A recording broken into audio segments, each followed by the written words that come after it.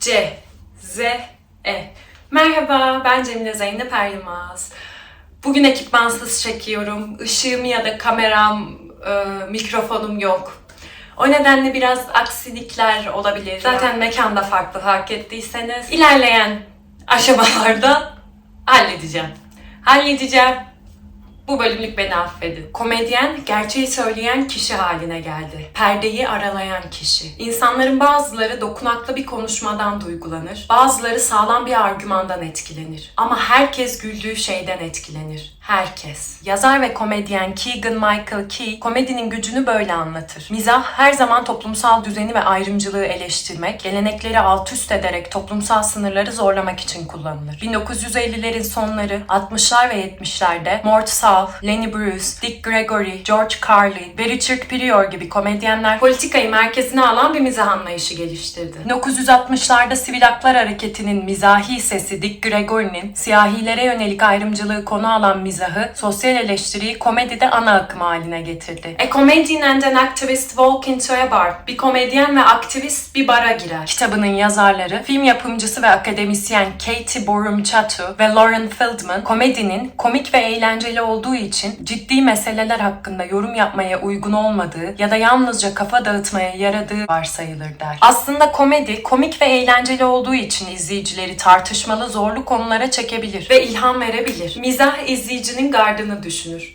Onları bir nevi silahsızlandırır. Bu sayede paylaşımı ve tartışmayı teşvik eder. Mizah, tüm insanların her zaman kontrol edilemeyeceğinin bir kanıtıdır. Mizahi eylemler çoğu zaman insanların statikoya meydan okumak için yeni şeyler hayal etmesini sağlayabilir. Aslında mizah o kadar tehditkardır ki, ölümcül olabilir. Totaliter sistemlerde iktidardakileri eleştiren bir fıkra anlatmak idamlık bir suç olabilir. Çünkü totalitarizm, toplumsal ve tarihsel anlatıyı, neyin gerçek olarak kabul edildiğini ve daha geniş anlamda bilgi akışını tamamen kontrol etmeye dayanır. Stalin'in Sovyetler Birliği'nde yüzlerce insan rejime meydan okuyan şakalar yapmaktan suçlu bulunmuş ve gulaglara ya da ölüme mahkum edilmiştir. 1942 ve 44 yılları arasında Berlin Halk Mahkemesi, Nazi Partisi'ne karşı bozguncu şakalar yapan kişiler için 4933 ölüm cezası verdi. 1944 yılında Marianne Ellis adlı bir Berlinli mühimmat işçisi kin dolu sözleri nedeniyle idam edildi. Suçu neydi? Mühimmat fabrikasındaki işçi arkadaşlarına bu şakayı anlatmak. Hitler ve Kara Kuvvetleri Komutanı Hermann Göring Berlin'deki radyo kulesinin tepesinde durur.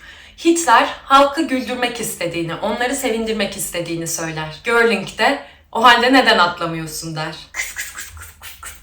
Bu şakaya kulak misafiri olan arkadaşı durumu yerel yetkililere bildirir ve Marianne Ellis idam edilir. Tam kontrol girişimlerine rağmen Nazizmi ve yetkilileri hicveden şakalar otoriter dönemlerde yaygındı. Bunlar genellikle barlarda, güvenilir arkadaşlar ve sırdaşlar arasında fısıldanır ve aktif bir direniş amacı taşımazdı. Führer bir akıl hastanesini ziyaret eder.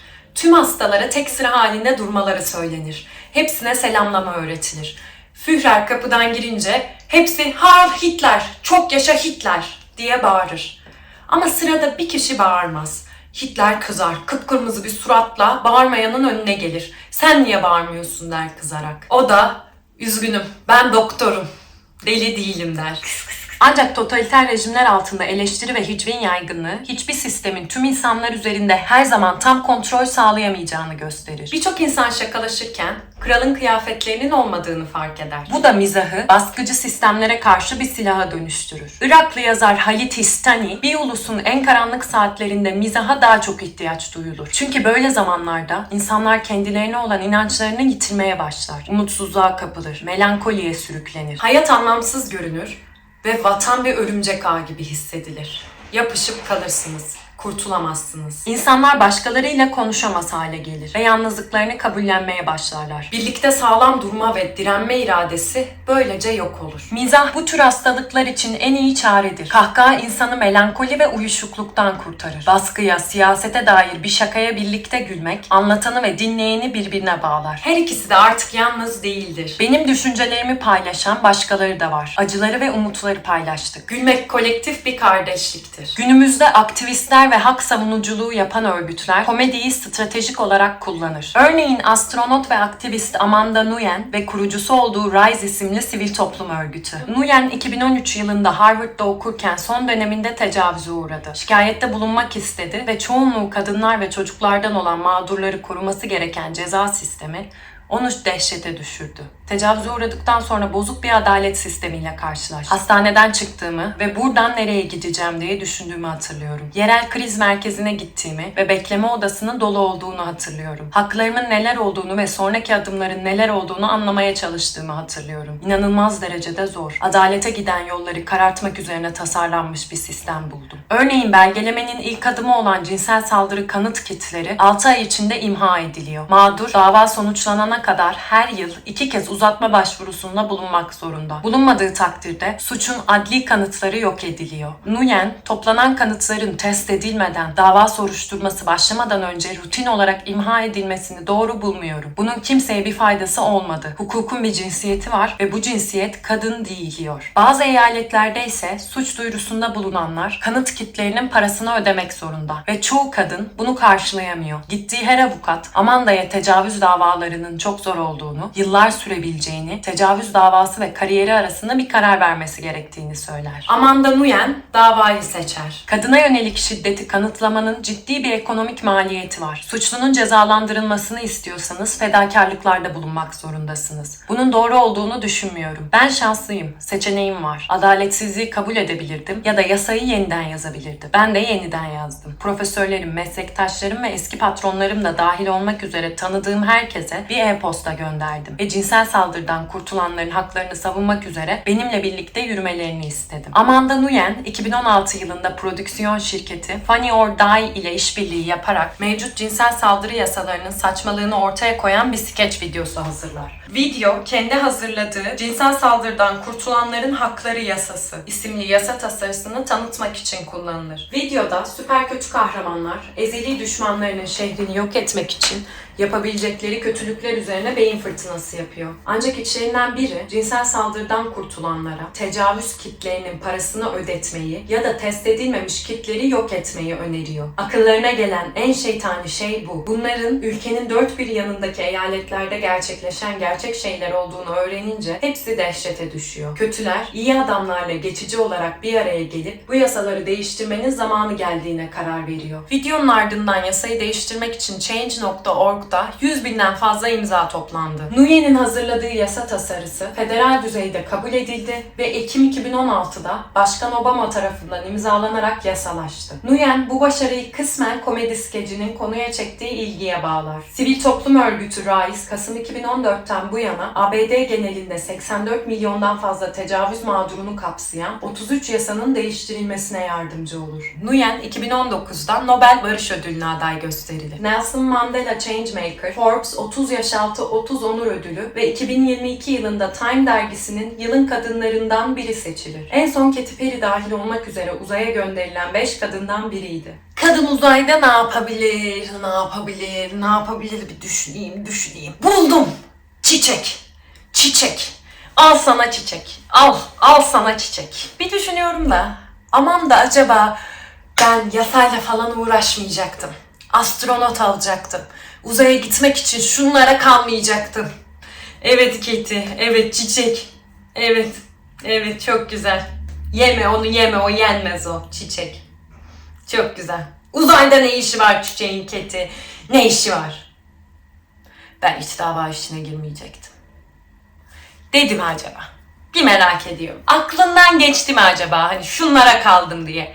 Uzaya gidebilmek için. Kendimi davaya verdim, şunlara kaldım. Kariyerim gitti dedi mi acaba? Prestijli ayva okullarına giden ve haksızlıklara tepki gösteren Amanda Nguyen bana ister istemez Luigi Mangione'yi hatırlattı. Amanda gibi kişisel deneyime dayanan bir değiştirme çabası. Luigi Mangione, sağlık sisteminin bozukluğu, hastalıklardan ve hastalardan kâr eden sigorta şirketlerinin karşısında dehşete düşer ve United Health isimli şirketin CEO'sunu öldürür. 26 yaşındaki Luigi'nin sırtından ameliyat olduğu ortaya çıkar. Yani Amanda Nguyen gibi sisteme tepkisi kişisel deneyimine dayanır. Tutuklandığında üzerinde bir manifesto bulunur. Cinayeti, sembolik bir darbe, yolsuzluğa ve güç oyunlarına doğrudan bir meydan okuma olarak gördüğünü söyler. Gerçek gerçekle acımasız bir dürüstlükle yüzleşen ilk kişi olduğunu yazar manifestosunda. Amanda Nuyen'in adaletsizliğe karşı mücadelesi apaçık toplumsaldır. Sivil toplum örgütü kurar, komediyi kullanarak kamuoyunu bilgilendirmeye ve yasa değişikliği için tepki toplamaya çalışır. Bu gayreti resmi kurumlar tarafından onaylanır. Luigi Mangione'nin şiddeti toplumsal bir değişim öngörür. Bunun işbirliğiyle değil, kurtarıcılıkla gerçekleşeceğine inanır. Kendini Matrix'teki gibi kırmızı hapı yutmuş bir kurtarıcı olarak gördüğünü söyleyebiliriz. Bu eylem aşırı da olsa sigorta şirketlerine ve sağlık sistemine karşı yeni bir sınıf bilinci uyandırabilir mi? Luigi'nin özellikle sosyal medyada çok ünlü olduğunu gördük cinayetin ardından. Hitoshi Tayal'ın dediği gibi sosyal medya Amazon'u ve Uber'i doğurdu. Paris Komünü'ne neden olmadı. Yani sosyal medyadaki çoğu şey gibi Luigi cinsellik ve markalarla bağdaştırılır. Fiziksel özellikleri kahramanlaştırılmasında büyük rol oynar. Yok yontulmuş çenesiydi, yok şekilli kaşlarıydı. Turuncu hapishane forması bile seksi bulunur. Üstsüz fotoğrafı sosyal medyada hızla yayılır. Hakkında polis kovalamacalarıyla, gizli saklı buluşma hikayeleriyle ve tabi sevişme sahneleriyle dolu fanfictionlar, hayran kurguları yazılır. Sistemin adaletsizliği, değişime duyulan ihtiyaç bir seks fantezisi haline gelir. Hakkında bolca kısa videolar, purse trap videoları yapılır. Yani pozları cinselliğe ya da romantizme atıfta bulunan şarkılarla birleştirilir, objeleştirilir. Yalnızca kaşı, gözü, kası, poposu değil, giyim tarzı da pazarlanır. Adalet savaşçısı olma isteğiyle yola çıkar, katil olur ve en sonunda moda ikonu haline gelir. Giydiği bordo kazak tükenir. Çevrim içi mağazalar yüzünü tişörtlere basar. Sağlık sistemindeki açgözlülüğü Doktor Elizabeth Rosenthal açıkça anlatır. Sayısız aktörün hastaları sayısız yolla sıkıştırdığını, fiyatları yükselttiğini, ardından geliri nasıl paylaşacakları konusunda kendi aralarında pazarlık yaptığını söyler. Sigorta şirketleri bu bozuk düzenin en büyük aktörlerindendir. Bu tablo karşısında değişim arzusu, devlet tarafından garanti edilen evrensel sağlık hizmeti övgüye değer bir hedef. Ancak hiçbir toplumsal değişim, kurtarıcı ne kadar zengin, ne kadar yakışıklı, ne kadar zeki olursa olsun tek başına gerçekleştirilemez. Kamuoyu yoklamalarına göre Kuzey Amerikalıların çoğu %81'e varan oranlarda mevcut sağlık planlarından memnun. Çoğunluk bir sağlık reformu istediğini belirtirken daha da güçlü bir çoğunluk mutlu olduklarını söyler. Toplumsallık, komediyle insanları bilinçlendirme, etkileme bu nedenle önemli. Sigorta endüstrisinin lobi faaliyetleri ve siyasi partilere yaptığı bağışları ve verdiği desteği unutmayalım. Sağlık reformu yapmaya çalışan siyasetçiler popülerliklerini yitirir. Barack Obama'nın 2009-2010'daki sağlık reformları partisinin senatoda 38'den bu yana yaşanan en büyük sandalye kaybına yol açtı. Bernie Sanders'ın 2020 başkanlık adaylığını kaybetmesinin nedenlerinden biri herkes için sağlık hizmeti isteyen genç ilericilerin zaten sağlık hizmetlerine sahip olan yaşlı seçmenler tarafından onaylanmaması ve oylanmamasıdır. Günümüzde de Trump ve Cumhuriyetçiler yoksullara yönelik sağlık hizmetlerine ayrılan bütçeyi hedef alır. Yani tıp, ilaç sanayi ve sigorta sektöründe değişiklik yapmak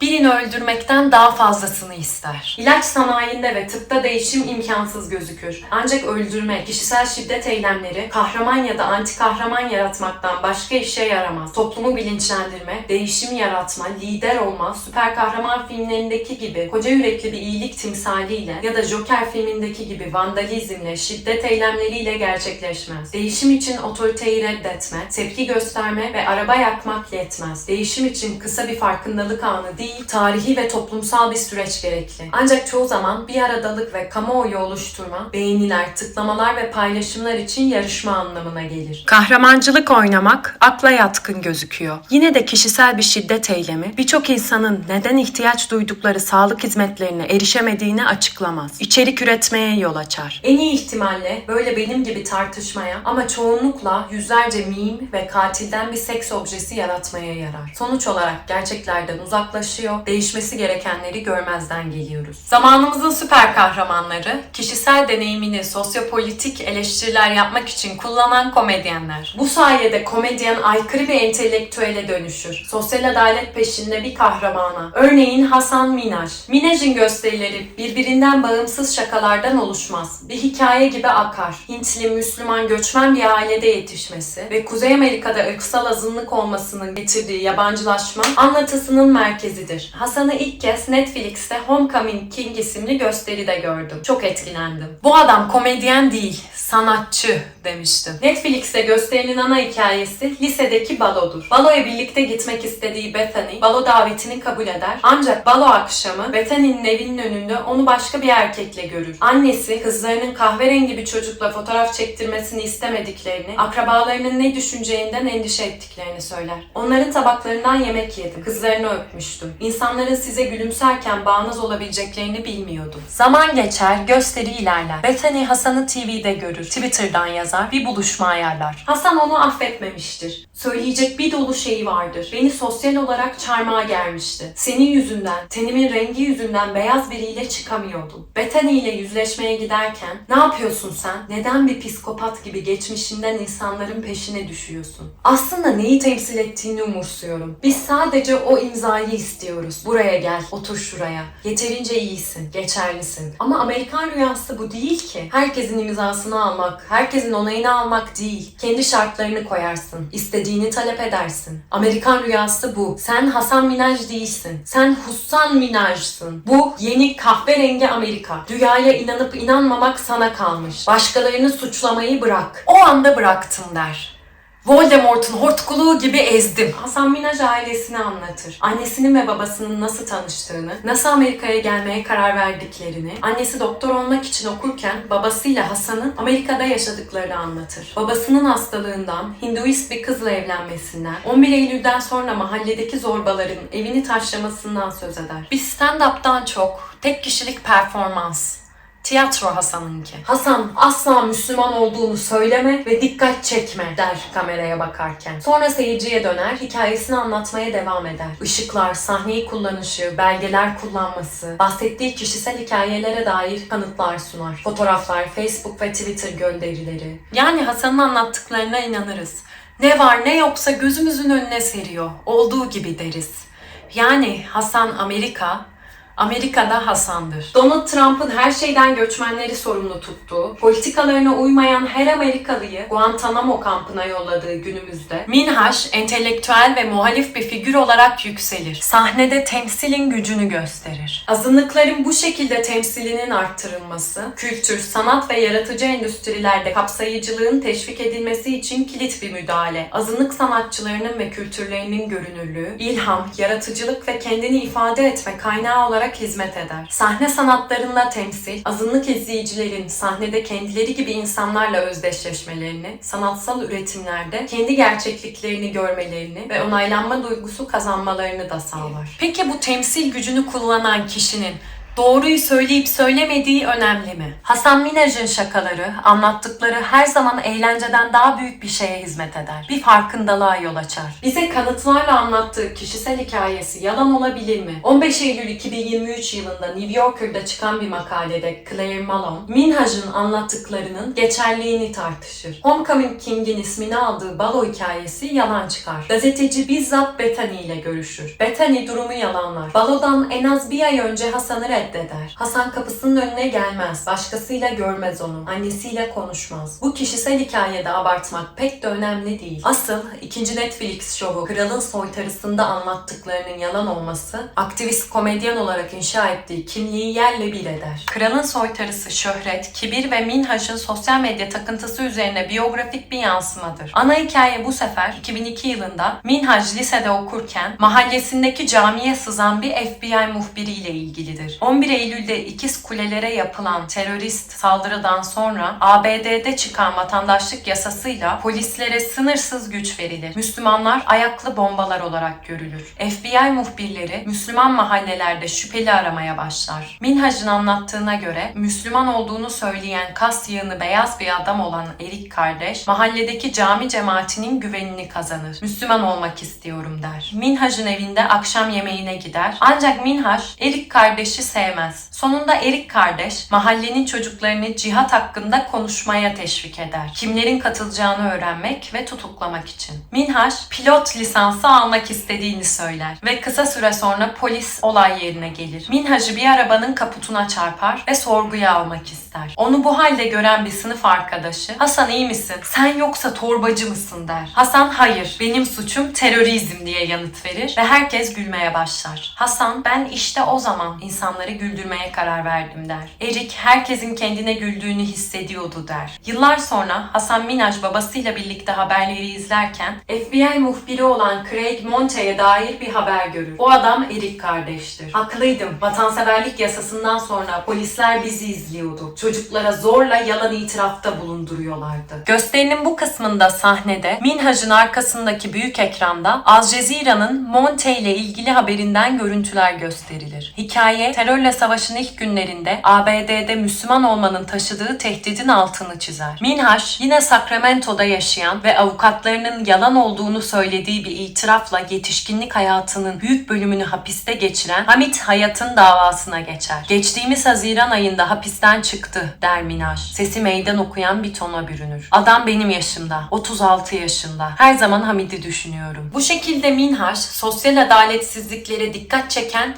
bir komedyen, aktivist, gazeteci haline gelir. Hak savunucusu, azınlıkların sesidir. Ardından Time 100 galasına davet edilir. Gösterisinde bu galayı anlatır. Salonda Trump'ın damadı Jared Kushner da yer alır ve hapsedilmiş bir Suudi aktivist için törende boş tutulan bir koltuk vardı der. Kushner, kaba bir şekilde hapsedilmiş aktiviste ayrılan koltuğa oturdu. Minhaj, insan hakları konusundaki eylemsizliği nedeniyle Kushner'ı iğneleyen bir konuşma yapar. Bu konuşmanın videosu sosyal medyada viral olur. Minhaj korkusuz bir ikona dönüşür. Komedisi toplumsal sorunların tartışılmasına yardımcı olduğu ve sosyal değişimi teşvik ettiği için önemli konuları incelemenin bir yolu haline gelir. Ardından Vatanseverlik Yasası isimli haftalık olarak yayınlanan programına değinir. Programda dünyadan haberleri değerlendirir Hasan Minhaj. Cemal Kaşıkçı'nın öldürülmesi, Modi'nin Hindu milliyetçiliği gibi. Kaşıkçı'ya dair bölümde şöyle der: "Veliaht Prens Muhammed Bin Selman, Arap dünyasının ihtiyaç duyduğu reformcu olarak görülüyordu. Ancak Kaşıkçı cinayetinin ortaya çıkması bu imajı yerle bir etti. Suudi Arabistan'da değişimi gerçekten destekliyorum. Suudi Arabistan halkını destekliyorum. Suudi Arabistan'da gerçek reform için mücadele eden insanlar var. Ama Veliaht Prens onlardan biri değil. Onunla çalışmaya devam edenlere sesleniyorum. Yaptığınız her anlaşmayla ilerleme kisvesi altında mutlak bir monarkın daha da güçlenmesine yardımcı olduğunuzu bilin. Çünkü Prens Suudi Arabistan'ı modernleştirmiyor. Modernleştirdiği tek şey Suudi diktatörlüğü." Gösteride arkasındaki ekranda programından dolayı Minhaj'a gönderilen tehdit tweetleri gösterilir. Adaletsizliklere göğüs geren kahramanımızın başına gelenler bununla kalmaz. Evine beyaz tozla doldurulmuş bir mektup gönderilir. Mektubun içindekiler yanlışlıkla küçük kızının üzerine dökülür. Çocuk acilen hastaneye kaldırılır. Mektubun içindeki tozun zehirli olmadığı ortaya çıkar. Aynı gece karısı öfkeyle ona ikinci çocuklarına hamile olduğunu söyler. "Sahnede istediğini söylüyorsun ama sonuçlarına katlanmak zorundasın" dediğini hatırlıyor Minhaj. Time dergisinin senin bir influencer olduğunu düşünmesi umurumda değil. "Eğer çocuklarımı bir daha tehlikeye atarsan seni hemen terk ederim." Minhaj seyircilerin gözünde artık bir komedyen değil, doğru olanı yapan, gerçeği söyleyen ve bu yüzden tehdit edilen, cezalandırılan bir figüre dönüşür. İyiyi ve doğruyu temsil eden, yapılması gerekeni yapan, ahlaki değerleri güçlü bir entelektüel. Ancak Ağustos 2020'de Netflix 6 sezonun ardından vatanseverlik yasasını iptal eder. Kadın yapımcılar cinsiyet ayrımcılığına uğradıklarını ve düşmanca bir çalışma ortamında yaşadıklarını söyleyerek Minhaj'a dava açar. Olay mahkeme dışında çözülür. Ahlaki değerlere sahip, ırkçılığın karşısına dikilen bir entelektüelin yapacağı iş gibi durmuyor kadınlara düşmanca davranmak. Claire Malone, Kralın Soytarısı isimli gösteride Hasan'ın tüm anlattıklarını araştırır. Minhaj'ın güvenliği konusunda endişeler vardır ve Netflix Minhaj'a koruma tutar. Ancak kimse bu mektuptan haberdar değildir. Programdaki hiç kimseye bu mektuptan bahsetmemiş ve güvenlik elemanları böyle bir olayı hatırlamazlar. Sonunda Minhaj'a sorar. Komedyen, kızının hiçbir zaman beyaz bir toza maruz kalmadığını ve hastaneye kaldırılmadığını itiraf eder. Gazeteci Erik kardeş yani Monte ile de görüşür. Minhaj'ın hikayesinin uydurma olduğunu söyler FBI muhbiri. Sacramento bölgesinde değil, yalnızca Güney Kaliforniya'da çalıştığını söyler. Gazeteciyle konuşurken Minaj, kardeş hikayesinin gençliğinde oynadığı bir basketbol maçındaki sert bir faule dayandığını söyler. Minaj bunun da yalan olduğunu, o anki duygusal gerçeği ortaya çıkardığını söyler. Duygusal gerçek. Minaj kendini kahramanlaştıran her iki hikayenin de uydurma olmasına rağmen duygusal gerçekliğe dayandığında ısrar eder. Anlatmaya çalıştığı daha geniş konular, bunları anlatmak için hikayeler uydurmasını haklı çıkarır. Vurucu cümle, vurgulanmış öncüle değer der. Komedinin %70'i gerçek, %30'u abartı kurgudur. Yalnızca Hasan Minaj değil, çoğu komedyen titiz bir doğruluk kontrolünden geçemez. Şaka olsun diye abartıya başvurmanın yadırganacak bir tarafı yok. Ancak yalan güldürmek için söylenir.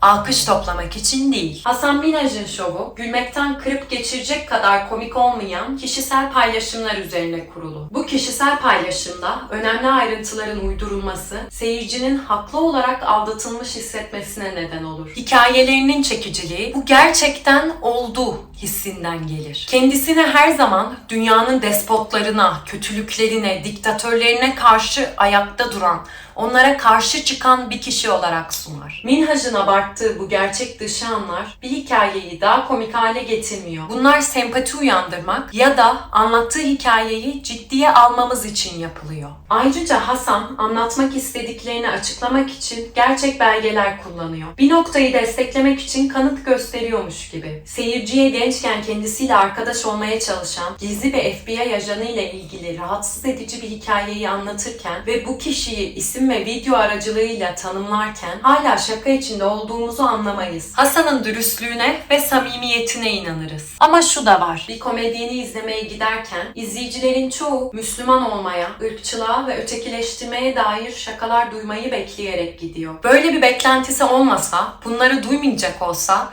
John'un, Joshua'nın, Jacob'ın gösterisine gidebilirdi. Temsil gücünden bahsettik. İnsanlar kendileri gibi Hasan'ı, Hüseyin'i sahnede görünce ilişki kurabileceği hikayeler istiyor. Ya da beyaz izleyicilerin çoğu Hintli Müslüman bir komedyenin yalnızca kendi hayatından bahsetmesini istemiyor. Ona ezen sistemlerden bahsetmesini istiyor. Ama beyaz bir komedyenseniz, özellikle de beyaz bir erkek komedyenseniz, beyazların deneyimleri hakkında konuşmanız için üzerinizde bir baskı olmaz. Beyaz erkek deneyimi zaten doğal olan beyaz sayfa, boş plaka olarak görülür. Bu da yalnızca Hasan Minaj'ın değil, pek çok sanatçının, komedyenin eserini başına gelen kötü ya da dramatik bir olay etrafında şekillendirmeye zorlar. Marjinal gruplardan gelen insanlar için bu baskı daha da artar. Seyircinin farklı ırklar ve farklı cinsiyetlerden beklentileri daha farklıdır ve Hasan Minaj seyircilerin beklentilerini karşılamaya çalışır. Hasan Minaj'ın harika bir komedyen ve siyasi yorumcu olduğuna inanıyorum. Çalışmalarını beğeniyorum. Bana göre Minaj, Amerikan rüyasından faydalanan ve aldatma yoluyla zirveye ulaşan bir adamın harika bir örneği. Komedide abartma sorun değil. Bu genellikle şakanın bir parçası ve şakaları severiz. Komedyen olarak şakalarıyla değil de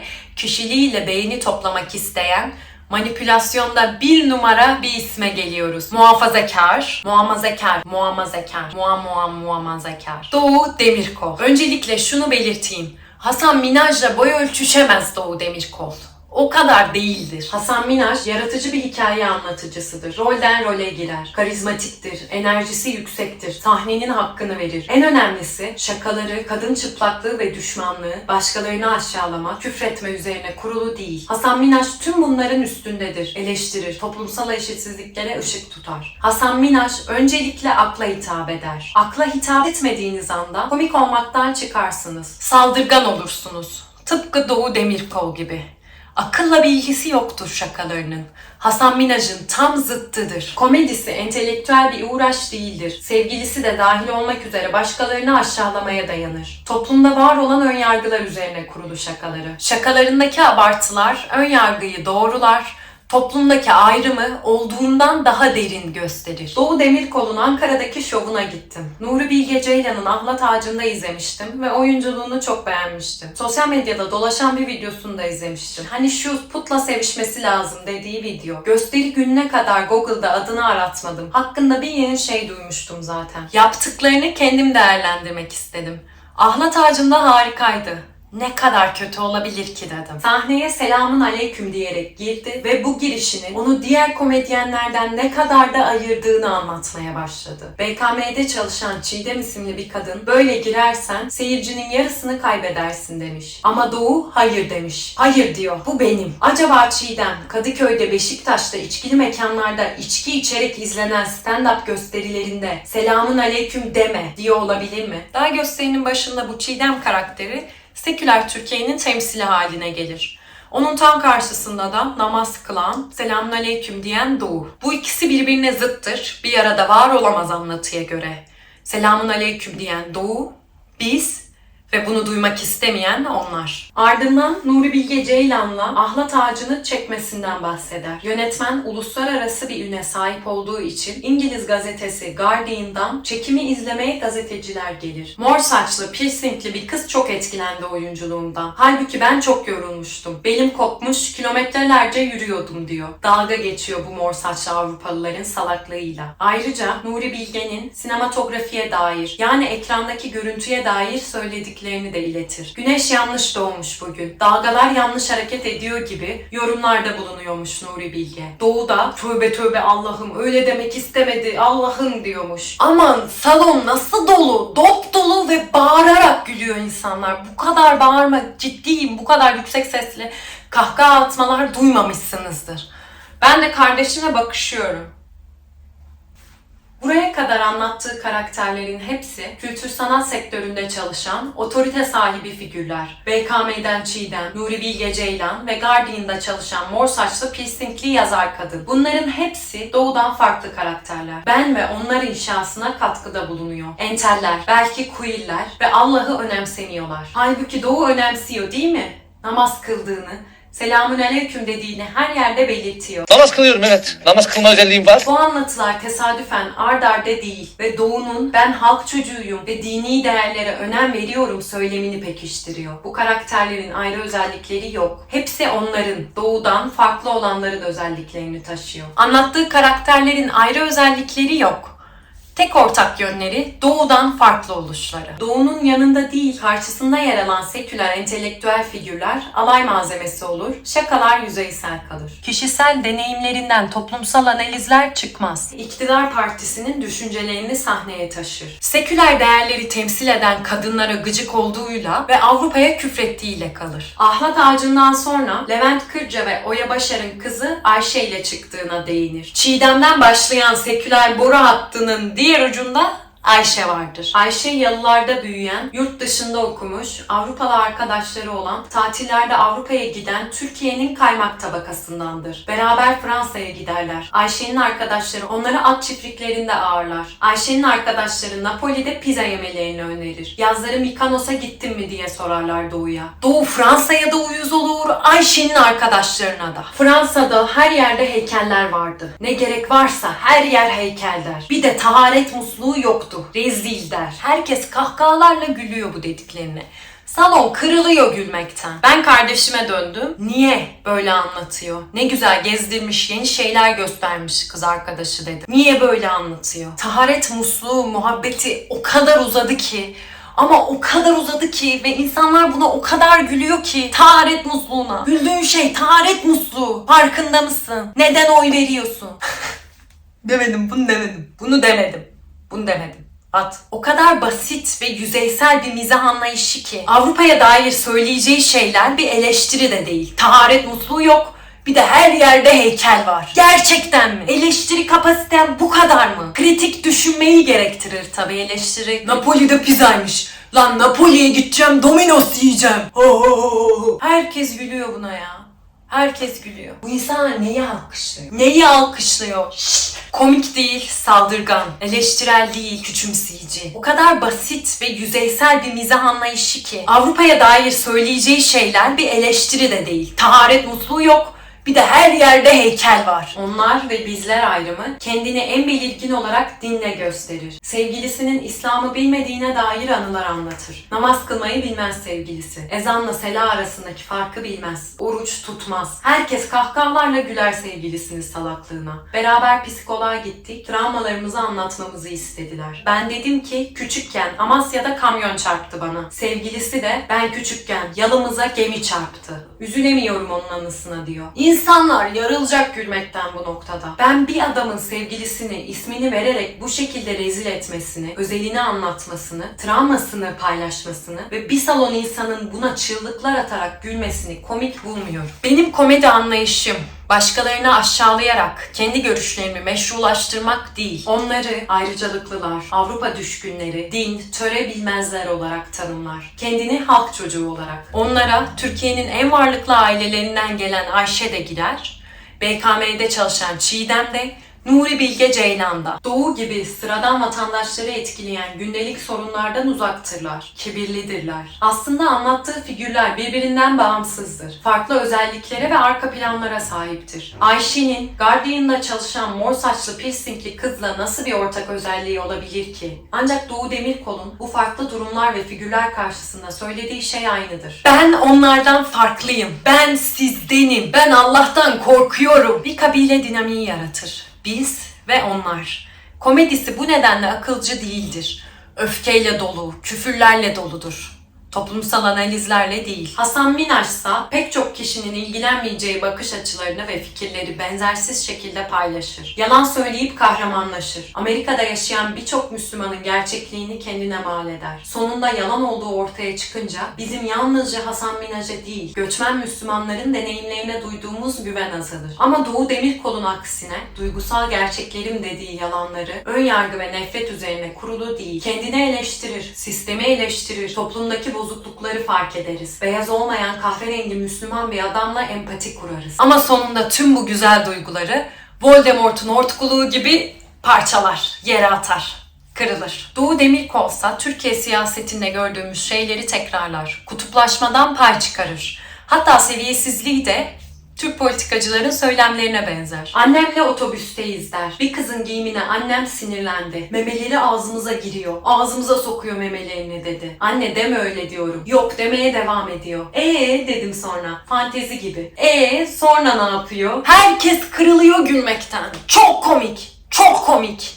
Neye gülüyorsun? Neye? Kadınların sık sık tecavüze uğradığı bir ülkedesin. Neye gülüyorsun? Kadınlar tecavüze uğrayınca suçludan hesap sorulmuyor da ne giyiyormuş deniyor. Onu giymeseymiş deniyor. O saatte orada olmasaymış. Memelerini ağzımıza sokuyor. Çok komik. Çok komik. Gerçekten çok komik. Diyemedim tabii bunları. Telefonuma bakıyorum. Bu harika şakayla birinci perde bitti. Ben de kardeşimle çıktım. Terk ettim resmen. Doğu Demirkol komedyen değil. Kesinlikle komedi yapmıyor. O bir sütun. Bir destek sütunu. Kimi destekliyor? Ne sütunu derseniz şöyle açıklayayım. Hiçbir baskıcı sistem yekpare değildir. İster yabancı askeri işgal, isterse adaletsiz bir ekonomik sistem olsun. Her baskıcı sistem, aktivist ve entelektüellerin de dahil olduğu halkın işbirliği ve rızasına dayanır. George Lakey bu işbirliğini destek sütunları olarak adlandırır. Hükümetler devlet memurlarına, askeri ve istihbarat yetkililerine, polis güçleri, vergi mükelleflerine, yabancı müttefiklere, patronlara, ateşli destekçilere güvenir. Ya da yasama, yürütme ve yargı personeli, diplomatik görevlerdeki memurlar, TV ve radyo istasyonları, gazeteler, internet siteleri ve benzerleri, bağımsız medya ve hükümet tarafından yönetilen ya da hükümetten etkilenen medya, piskoposlar, imamlar veya hahamlar gibi üst düzey liderlerden yerel cemaatlerde görev yapanlara kadar dini yetkililer, üniversiteler ve diğer akademik kurumlar gibi eğitim kurumları, müzisyenler, sporcular ve diğer ünlüler gibi kültürel figürler. Doğu Demirkol da bu sütunlardan biri. Şunun kafasını yerleştirelim. O kadar eminim ki bu görsel daha komik. Aha gül, buna gül, kahkahalarla şu kafaya gül. Ekipmanlarıma kavuşmayı bekliyorum. Umarım çok daha ışıklı, çok daha sesimin çok daha net olduğu videolarda buluşuruz. Bye!